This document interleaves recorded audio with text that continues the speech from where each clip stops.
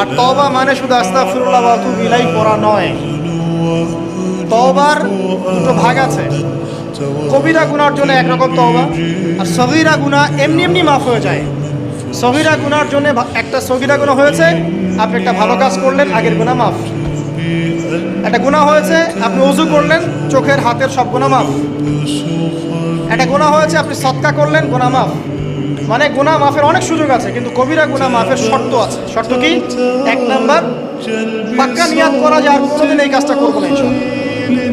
2 number, ইচ্ছা করে ওই পাপে আর লিপ্ত না হওয়া।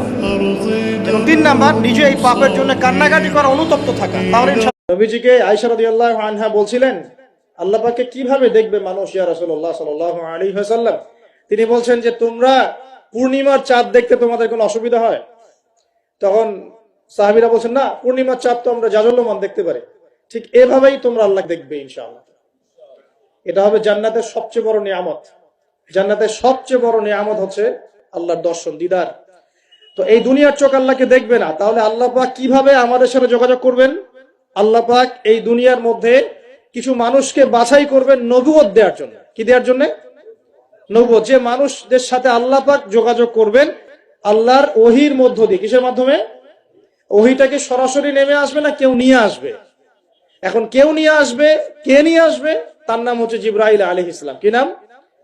আল্লাহ রব্বুল আলামিন জিবরাইল আলাইহিস সালামের মাধ্যমে কোরআন সুন্নাহর এই ওহী সর্বশেষ নবী মুহাম্মদ সাল্লাল্লাহু আলাইহি ওয়াসাল্লামের কলবে ওহী করেছেন। খুশি হন নাই? কোন যুগে ওহী করেছেন? আবু জেহেলের যুগে। কোন যুগে? যে যুগটার সাথে আমাদের যুগের মিল আছে। আচ্ছা, এখন আল্লাহ পাক বলেছেন এর সামনে তোমরা মাথা নত করো। মাথা নত মানে কি? জাস্ট মাথাটা নত করে দেওয়া? মাথা নত মানে নিজের ইচ্ছাকে সঁপে দাও। নিজের ইচ্ছাকে সঁপে দাও। মন চাচ্ছে আমি নামাজ পড়বো না, আল্লাহ বলছেন পড়তে হবে, এর নাম সঁপে দেওয়া। মন চাচ্ছে আমি একটু মদ খাই, আল্লাহ বলেছেন খাওয়া যাবে না, হারাম, এর নাম সঁপে দেওয়া।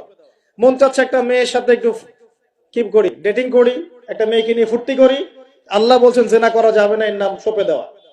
মন চাচ্ছে ভরপেট খাই রমজান মাসে, আল্লাহ বলছেন না, রমজান মাসে খাওয়া যাবে না, রোজা রেখে, এর নাম সঁপে দেওয়া।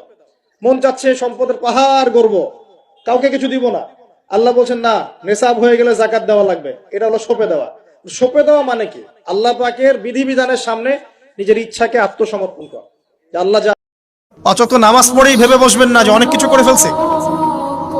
এক চিল্লা দিয়ে মনে করে ফেলবেন না যে দিনের জন্য অনেক কিছু করে ফেলছে। একটা হজ করেছেন, ওমরা করেছেন, সিয়াম রেখেছেন, দিনের জন্য দান সদকা করেছেন, একটা মাদ্রাসা